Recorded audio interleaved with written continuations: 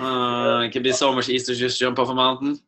Yeah, it's true. But I feel like even in that, there's relationships, there's team cooperations where there's emotions and there's love, and there's this process of human interaction that makes it all worthwhile. To climb up a mountain and jump off all by yourself, to me, is it's not as interesting as when we share this with friends. Very true. And I have to say though, personally, I have a one-man company. I compete in a single wings discipline, which is performance wings flying. All the competing I've done in air sport is like as a solo person, and quite a few of the projects I've been part of is either that I have a specific role shooting someone without really much cooperation, or it's me actually in the center, being something is happening, a story is being made. And well, then like one of the things that I will have to face and will have to work on is to cooperate and to work in teams, because all of us, but I've had the privilege, whether it's actually a privilege or just a handicap almost, but I've had a situation last couple of years where I've been extremely independent in the things I've done. Or alone or whatever, like what do you want to put on it, but it's sort of like this traveling life, or just cruising between events and places and compete solo or perform solo, whatever. And it's now we have a new discipline in wingsuiting called acrobatic wingsuit flying, and I really want to try and put up a team, which is really scary, but then because then I need to cooperate with 2 other people and we need to make things work. How is that going to be? I don't know. I don't before. Right, you've done it. I mean, the stuff that you guys did, the Perfect Flight series was fantastic, and to see the synergy of the 3 of you guys putting together a plan, a line that's sane, but fascinating and sort of worthwhile in terms of the grandeur of it. That team had such a beautiful thing, and it was wonderful to watch the interactions and the differences, and to me that's what skydiving is all about. It's super nice to hear it. It's the biggest adventure of my life, I have to say, is not only an adventure in terms of challenging, yourself in flying and travel to really exotic places, but it was also a challenge in getting to know each other really well, because we were basically living on top of each other. Not only Ludvig, Yuki, Sommer, and myself, but also the production team. We had 2 people with us at all times, plus a couple of others, and it was just this really tight group that tried to figure things out. We had a lot of fights.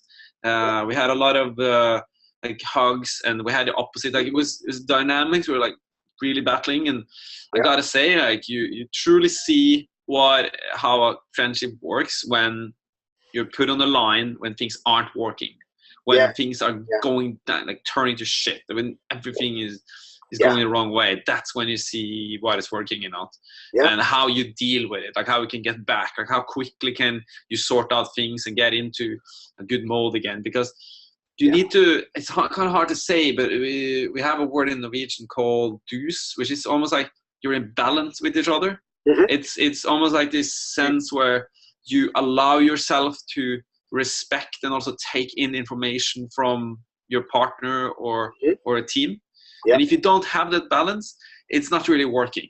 Then you're sort of just kind of showing your spot and not really allowing others in, or allow yourself to step into theirs. And that was a massive challenge, but we learned so much through that TV show. It was amazing. It's a beautiful thing to see friends doing great things together. And it doesn't mean you're always friendly, because you're human.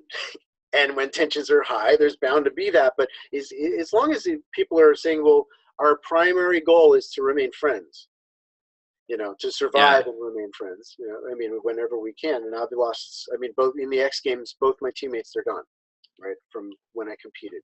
Rob Mahaffey and Adrian Nicholas. Wow, So this is part of it too. But to continue to reach, with open hearts towards more friends and more inclusion towards this goal of synergy, towards, harmony with other people and creativity and sitting around and brainstorming. Yeah, but what if we did this? Oh, that'd be so awesome. These impassioned conversations. I feel like that's the blossoming of the human mind that makes it all worthwhile. It really is. I mean, wow. I'm working on a project right now, and just listening to you make me think that I just want to almost like run over and start that creative process, because we did have that a month ago, but we haven't had it lately. And listening to you now make me think that you are 100% right. We need to just sit down and have creativity happening. You can't really force it, though. It's just gotta happen. But just listening to it make me think that, we gotta get back on the creativity path, because that's the most fun in the world, isn't it? When you just come up with things. Yeah, that's it. Tony Uragalo and I used to do that all the time in the early days of sit flying and head down. Like, yeah, but what if we could, if you could walk across my arms, when I'm in a stand-up. It was just a concept until we did it. And then when we did our concept and we crystallized it into physical matter, we created something in the world that didn't exist before from here. I was thinking, I know Tony really well, and I wasn't part of the skydiving scene in the 90s when, the pioneers of free flying in, early 90s and that period. But I was reading a book the other day, and so today we call, when you fly and your feet are down and your head is up and you're stretched out and you can move in any kind of direction going vertical, people call it head up. So, and people often refer to tunnel like head up in face, head up out face. I was reading this book, and it was a picture of a person flying what I would look at as head up facing in the direction you're going, so kind of head up in face. What they call it? Hang 10. Amazing, because when you're standing in the position, it looks like you're doing a hang 10 on a longboard on a sweet day, outside San Francisco, and you're just like, everything is awesome. When did we start calling this head up in face and not hang 10? We should call it hang 10. And there was this other picture where this woman is holding on to a belly flyer, and she's head up, but she's in a split. And this split position with her feet is called dangling daffy. I think it was dangling daffy. She is doing a spread dangling daffy, spinning around. And I was just thinking, why don't we call things today? We should name everything this cool names, like hang 10. I'm going to call head up in facing for hang 10 from now on. Yeah. And that's back to your time, the back of your time and Tony, and it seemed like you had more creativity with names back then. Well, part of it was we needed to tell the ESPN narrators that we call this a monkey flip, or something, That's a great name, a monkey flip. What is it? I don't know what is a monkey flip? Monkey flip is when he would be on his head, I'd be sit flying, I would have one hand on his chest strap, one hand on his head, and he would dive down between my legs. We'd do a complete 360 back to him being head down.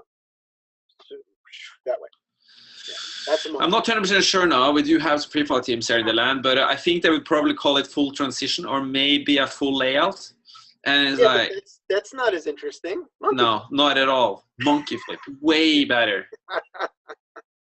Yeah, there it is. So that's what I urge people. Just keep inventing, stay inspired, so that 30, 40 years from now you're still skydiving, but not just going through the motions, but still creating, still inventing. Do what you can do when you're 90.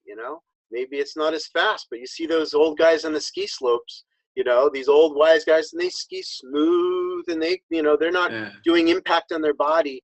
I want to be that with everything that I do, so I can continue onward and still feel passionate, still feel that same sense of wow, stay passionate. That's a dream, and it seems promising because there's so many exciting things happening in both skydiving and base jumping in these days. Just especially skydiving, actually, where things are just going wild in new ways, and tunnel is taking off, and people are bringing everything together. And it certainly is a time to pay attention and be part of the scene and just like take it in and just there are new things to explore. I remember 6, 7, 8 years ago, people were talking about like, yeah, maybe we've reached this level now where things aren't going to move up again. Like it's almost like everything has happened now. Yeah, for some people it does, you know, because they stop creating, they stop using their prefrontal cortex and their sense of novelty, you know, their enthusiasm and excitement and this openness to, but what if the whole story hasn't been written yet? You know, there's no end. There's no end to the book. I have a feeling that we're just in the very birth of modern skydiving now. It's just the very birth. Like we've seen this much of this long journey.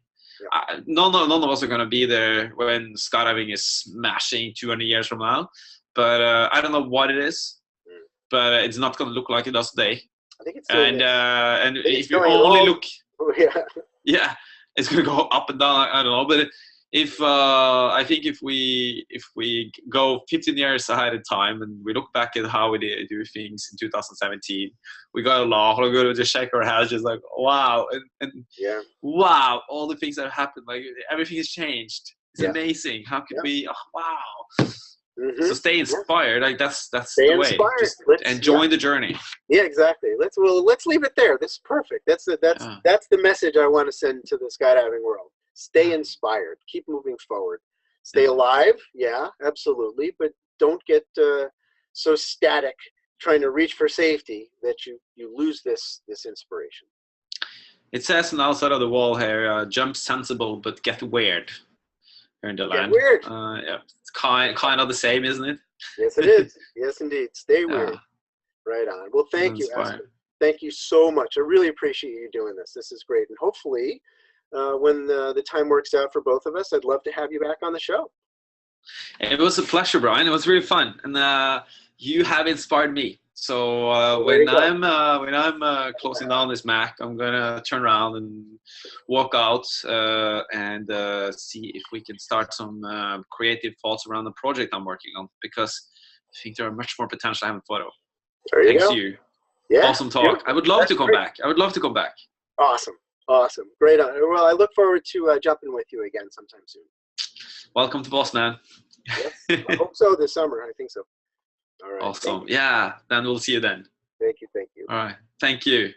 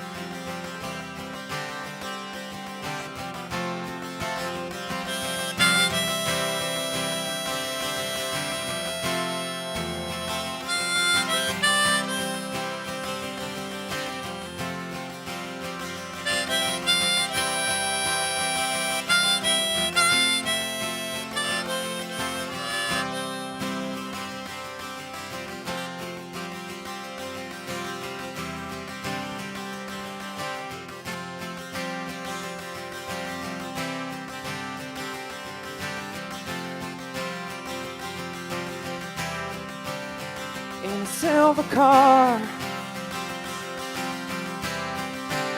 with a borrowed guitar, ready to travel so far.